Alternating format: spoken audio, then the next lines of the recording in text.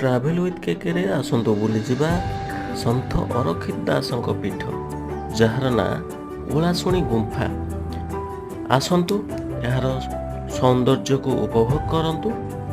यह एक पहाड़ उपर अवस्थित खूब सुंदर दर्शनीय स्थान। आपण माने देखिक जानी पारुथिबे यार ना ओलाशुणी गुंफा एथिपाई रखाई जेहेतु एठी गोटे गुंफा अछि जहाँकि एबे बंद कर दिया जायछि। आपण माने आसिले एठाकू यार सौंदर्य उपभोग करिपारिबे। आपण केतेबेले जदि समय पाउचंती आसंतु यार प्राकृतिक सौंदर्य को उपभोग करंतु।